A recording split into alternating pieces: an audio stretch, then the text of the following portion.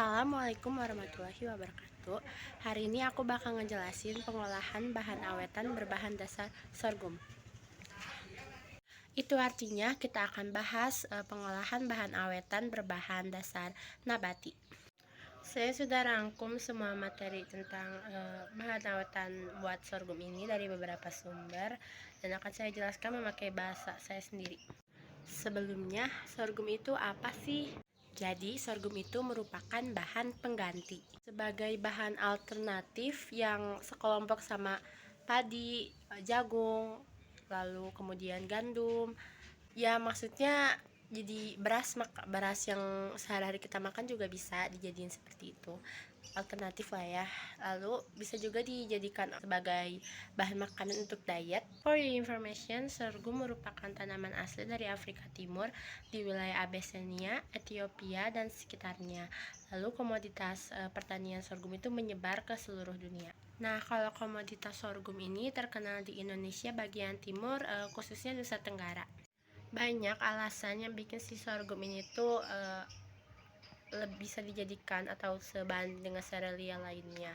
Dari kandungan karbohidrat, protein, dan lemaknya tuh udah sama kayak serealia pada umumnya, kayak beras, padi yang gitu. Malah lebih besar daripada beras dan jagung. Tetapi yang jadi masalah, sorghum ini tuh mengandung tanin yang bersifat anti gizi. Makanya si sorghum ini tuh harus dilakukan pre-treatment seperti pengeringan, terus perendaman, penyosohan itu pada si senyawa garamnya, kemudian perkecambahan juga agar si kadar taninnya ini berkurang. Sorghum ini juga banyak dimanfaatkan sebagai sorghum instan atau sebagai jenis tepung untuk membuat kue dan manisan. Manisan itu seperti sirup. Opini aku kalau misalnya habis ngeliat sorghum tuh keingetnya kacang kedelai. Kalau udah diolah kan ada warna merah dari si sorghum itu, apa ya, pokoknya rasanya manis gitu. Itu aku jadi keinget kacang hijau. Dan ternyata emang benar, sorghum ini tuh ternyata bisa dijadikan tempe. Kedelai kan, tempe itu kan dari kedelai ya. Sorghum itu bisa dijadikan tempe jadi pengganti si kedelai itu. Caranya tuh kita bisa manfaatin dari biji sorghumnya, pilih yang warna putih atau krem, dan disitu tuh diolahnya sama kayak tempe yang dari kedelai aja. Ya sebenarnya saya nggak begitu banyak mencari tahu tentang si sorghum ini bisa jadi kedelai buat tempe tuh. Tapi ya udah, cuman beberapa aja itu yang saya tahu, dasar-dasarnya aja. Lalu apabila diolah, kan sorghum tuh rasanya manis gitu ya. Apabila diolah bakal muncul warna merah, itu kan alami dari sorghum. Itu rasanya manis dan itu aku langsung ingat jadi kacang hijau. Ya sebenarnya nggak mirip ya, itu kan warnanya merah tapi mirip aja. Oke, salah satu bahan makanan setengah jadi yang dimanfaatkan dari sorghum itu tepung sorghum.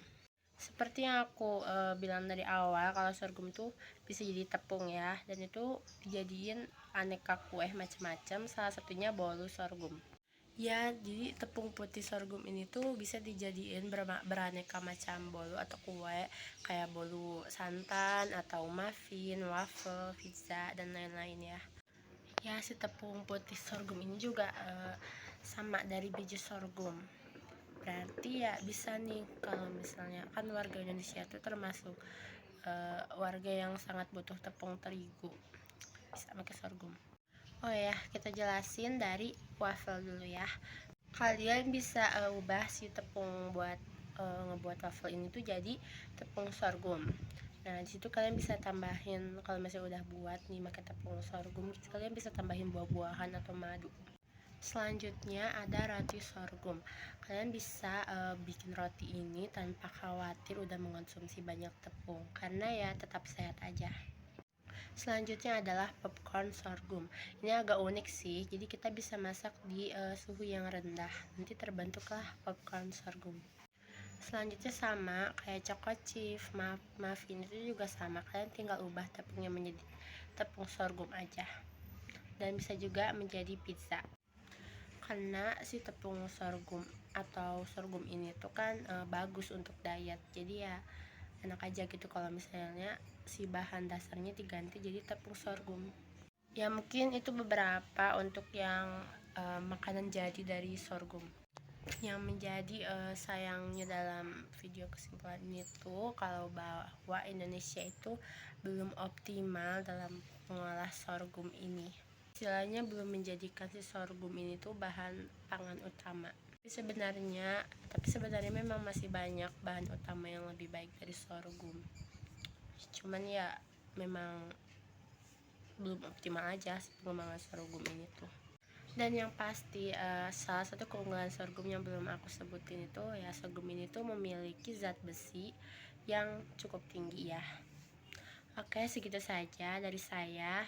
Mohon maaf apabila ada perkataan yang kurang enak didengar atau salah sebut kata-kata. Kasih. Semoga penjelasan tadi bermanfaat untuk kalian ya. Dadah.